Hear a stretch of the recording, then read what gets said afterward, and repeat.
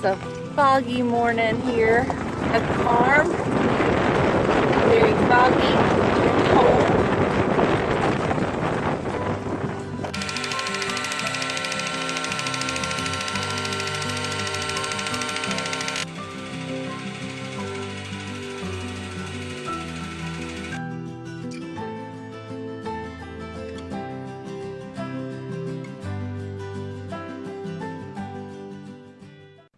Hey guys, why don't you come spend the day with me? I'm so glad you're here. I'm Leslie. I'm the farm and pastor's wife.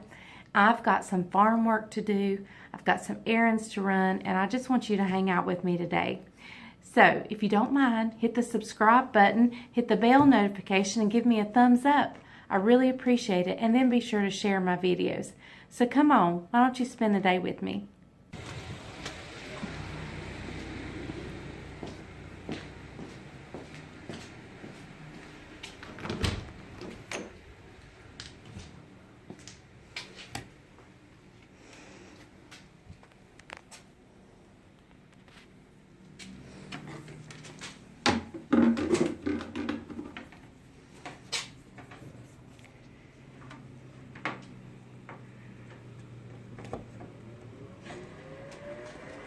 Gotta get the heater going.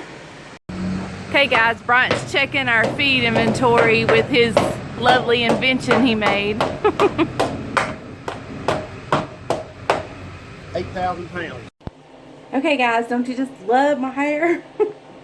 I'm over here. We just went around and got feed inventory, and so I have to email that in pretty quick. This is kind of considered our final feed because we sell chickens on Friday, and then a few houses on Friday, and then the other few houses on Monday. So this is the important, I mean they're all important of course, but this is we need to be accurate. And his little checker thing, he has like perfected. Now I always get him to check final feed because he's so much better at it than I am, because he takes into account the funneling down of the feed, and he knows how to take that into account. He can check feed, and he is more accurate than people who climb the bins and look. And there's been times that somebody's climbed the bin and says, well, you need this much, and Bryant's like, no, I need more, we're going to run out. And sure enough, we run out of feed. And so anyway, he is really good at that. So what I'm going to do now is I'm going to put in my feed inventory. Then I'm going to text it to Bryant because he has to text our field guy our final feed. And then we will get to cleaning, and then I'll come back and finish paperwork. So I'll explain more about the cleaning process, but first I got to email this feed in so our birdies don't get hungry. And I was going to show you what else Bryant has created for me to make this process just a little bit easier to email it in. He's created like a spreadsheet or a form for me to fill out and then just email it to the lady. So let me turn it around and show you. Okay, so here's the document Bryant created. It's got our name of the farm. It says feed inventory. I'll put the date here. These numbers here are our feed bin numbers. Each bin has a number. And so I'll put how much is in each bin and then a house total. Each house has 2 bins, so I'll put how much is in there, how much is in there, and then a total. And then I'll just email that form in. Okay, y'all, I've grabbed my some cleaning supplies. I've got some trash bags, I've got paper towels, I've got wipes. Oh, and I need to grab that spray over there at the sink. And we're going to go, and I got my gloves, the most important part, and we're going to go spruce up the service rooms just a bit. Okay guys, so the first thing I'm going to do is make sure my paperwork is up to date, and I do have some new updated forms that need to be hung up, so I'm going to hang those up and be sure everything is up to date in here. Then I'm going to clean like these things that don't belong in here. I'm going to get those out. I'm going to wipe down this shelf, and you know, anything that has a surface I'm going to wipe down. and clean up that over there. I always check these pipes to make sure they don't need wiping down. And with the exception of a few spider webs, they don't actually look too bad. So, but then the main thing, of course, is the floors and sweeping up, well, there's no nice way to say, but it's chicken poop. And it's just where we've gone into the chicken house there and come back in, and it's just been on our shoes. So,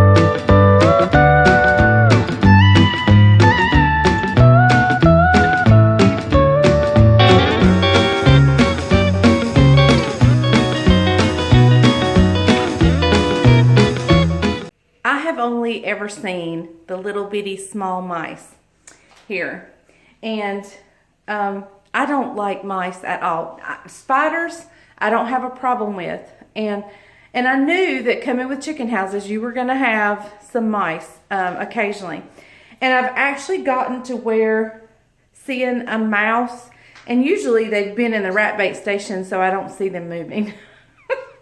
And yeah, I've gotten to where I can tolerate at the chicken house, no, not at my house, but at the chicken house I can tolerate seeing a little mouse. But Bryant told me the other day that he had a wolf rat, like a huge rat, y'all. I think Mike Warnke, the old Christian comedian, said one time he saw a rat pull a switchblade on a cockroach. And I'm telling you, this, y'all, I would be scared to fall down. I think he would eat me alive. He's huge. Oh my goodness. But he's no longer with us. So, anyway, I'm going to get to cleaning and cleaning everything up and sweeping and washing down, because I've got, this is house 1. After this house, I got 5 more to go. Okay guys, I'm in here getting warm. Do I look tired? I am. So now I've got some paperwork to do. I've got a feed ticket I need to put in. Y'all have seen me do this 100 times, probably. And if you haven't, I'll link down below some of my other farm videos. I've got to put in my feed ticket. I also, as many of you know, sometimes I get some comments from people that just assume our chickens are caged and they are, mistreated. Our chickens get treated better than homeless or elderly people, I think, sometimes. But our chickens are organic and they get to go outside. And so I have to come in here and chart when they get to go outside. Well, the last few days have been freezing cold, and so it was outside of the temperature range for us to allow them outside. So so I haven't done it the last couple of days just because I knew they weren't going outside. So I've got to catch up on my turnout sheet that they haven't gone out the last couple of days just because it's too cold. So I've got to put the feed ticket in. I've got to fill out my turnout sheets. Yeah, and so then after I do that, I'll be... And let me tell you why we keep up with our feed. We keep up with our feed totally because that's how they figure out our feed conversion, which is our pounds with the amount of feed it took to get those pounds. Pounds sold versus pounds fed. Pounds sold versus pounds fed. He knows, he's the math whiz. And that gives you your conversion. And then they figure out a conversion, which puts us how we ranked and how we sold. And competed against the other farms. We don't get paid on a tournament ranking. We're a lot of chicken farmers do get paid on tournament ranking. We do not. We get paid per square footage. But if we get a bonus, it is based on our feed conversion and where we ranked. So they want you to raise the most amount of chicken for the least amount of cost. Pilgrims pays for our feed, so they want us to raise a big chicken, but they want it to cost them very little. So, so we don't want to waste any feed. We don't want to see any feed spills. So that's why we keep up with our feed and make sure everything is documented. So that's what I'm going to do. I'm going to do my turnout sheets, and then I'm going to go home and get warm. Do you guys know what Bryant just said to me? He said I sounded like a whiner because I said I wanted to go home and get warm. No, it was how you said it. Oh, how I said it. Well, let me tell you. Today, he's been in the chicken houses with the chickens. And the chicken houses with the chickens is very warm. I've been in the service room. 71 degrees. 71 degrees. Oh, it's 30 some where I'm at. And so I don't want to hear him say I sound like a whiner. He's been in the warm places. Okay, so we just left Harbor Freight where we picked up some stuff for the farm that we needed. Some zip ties, some more gloves, and just some odd and end things. Now we're going to Walmart. I know I need tubs in here. I'm not sure what Bryant needs. What do you need? A small electric heater. Oh, a heater for the farm. Yes. Okay, guys, we left Walmart. We got our tubs. I got some chicken for supper tonight, only because I didn't think ahead of time to thaw any chicken. So I just went ahead and bought another pack. It won't hurt anything because we eat chicken all the time. We're headed to the bank now, but I kind of wanted to tell you about Mondays. We're fixing to add to our story. Mondays is a day that he keeps light on the ministry side of things, because if Satan's going to attack us, it's going to happen one of three different times. It's going to be A, Sunday morning on the way to church. It's going to be B, Sunday evening after church. Or it's going to be Mondays. And Bryant is exhausted on Mondays because he's poured out of himself, and I call it the Hallelujah Hangover Day. The Hallelujah Hangover. And if anything's going to go wrong on the farm, it's going to go wrong on Monday. So he tries to keep the ministry side of things light on Monday. He never took Mondays, he never took a day off except when we were on vacation at our former church. But, and he doesn't really take the day off now. He's always available, always on call, but he just tries to keep things light on Monday. Non-scheduled things. Like, he won't schedule a meeting on Monday unless it can't be helped. But somebody called and I have to go visit somebody tonight. So. Yeah. Oh, you are going to visit somebody? Okay, yeah, he's going to visit somebody tonight. So it's not completely off, it's just lighter. Anyway, so talking about things breaking or things getting broke. I have some hay customers.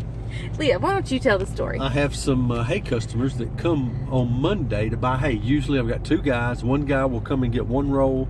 Another guy, he'll come and get two rolls. The reason they buy it that way is because they don't have large barns to store the large rolls of hay in. And I've got a fairly good sized barn. It's a 42 by 60 that holds about 300 rolls of hay. And so they come and buy the hay on a weekly basis. And so on Monday, I know that these two guys are normally going to come by. And so one of them came by today. I've loaded his truck many times. He gets 2 rolls. Well, today was a little different because his toolbox that's normally in the back of his truck has broken, and now it's down in the bed of his truck. So I put the hay bale in there, and I go and get the second hay bale, and he wants it on the end because he manually rolls it out. And so I put it in there on the end. I could tell it was kind of angled, but it's always angled because of his toolbox. But today, as I push it forward, the toolbox is not there to stop it. So the corner edge of the hay goes through his back glass. And I break his back glass. And he doesn't have an old beat up truck. It's a 2010 F350 with the motorized window, sliding back glass. And so to sell him 2 rolls of hay at $60 today, it costed me $600 to fix his window. So anyway, that's how our Monday's gone. Y'all, we've had a very emotional and draining weekend, and then Monday this happens. But it's okay. It's okay. God is still good. We're still smiling. We're still blessed. At least we can pay for it. That's right. We can pay for it. If not, we'll sell some farming pastor's wife aprons or something to pay for it. I don't have any aprons. We'll sell something. We'll sell autographs. So yeah, I don't think they'll go for much. We gotta start somewhere. Gotta start somewhere. Okay. Yeah. And anybody give me 50 cents for an autograph? And today, and somebody's asked for one actually, and I haven't mailed it yet. But today's dreary, which is not helping the mood. So we just decided it was time to run some errands and just be together, and so that's what we're doing. So anyway, I'll see y'all back at the house. We're making chicken enchiladas. I probably won't video that tonight, but I'll kind of let you see the end product, because today's just a day in the life of, and I got to get this video finished and edited so I can have it up to you guys tonight. Okay guys, well, as you can see, my house is a little bit of a mess. Look at all the open cabinets everywhere. The kitchen. Anyway, I'm getting things ready for chicken enchiladas tonight. I've got some tea going. I needed to have made that this morning, but y'all know how my Monday went. And in here, I have some chicken breast boiling with a bouillon cube and I've sprinkled in some like taco seasoning. I'll use more of that before I'm done. But, yeah, so that's boiling away. I wanted to get a rotisserie chicken, but the ones at Walmart look like Cornish hens. And if you know what a Cornish hen is, that's a little bitty. I mean, there was one bite would have gotten the meat off of that. And they were like $8 for a little bitty piece of meat. So I was like, no, I'll go to Sam's sometime and get Cornish hens. Get a rotisserie chicken. But anyway, this is what I have going so far. And I'm working on cleaning this mess. Okay guys, in here I have my boiled chicken, some cream cheese, a can of the off-brand Rotel, and I'm going to sprinkle in some more taco seasoning. I may add some some water in just a little bit. And we're just going to soften that up, and that's going to go on the inside of our enchiladas. Okay guys, here's what my mixture looks right now. I know it doesn't look very appetizing, but it tastes really good. Okay, now I'm going to cover with cheese. Just kidding, guys. I first meant we're going to cover it with the enchilada sauce. I was getting ahead of myself. Sorry, guys. I'm going to pour just a little bit. I don't want them to get too soggy. I put a little bit in the bottom. We'll have cheese on bottom and top and middle. Alright guys. Now we're going to top with cheese. Here is our final product for supper. Mexican rice and chicken enchiladas. Okay y'all, I'm going to clean the kitchen a final time and be done for the day. and love on my sweet grandbabies. And get ready for tomorrow, because tomorrow's going to be just as busy, I'm afraid. So thank you guys for watching The Farm and Pastor's Wife. I hope you enjoyed spending the day with me. I enjoyed carrying you along with me. One's not happy, but I enjoyed carrying y'all along with me. And I guess we'll see you guys tomorrow. And remember, if the grease is hot enough, you can fry anything. Bye, y'all.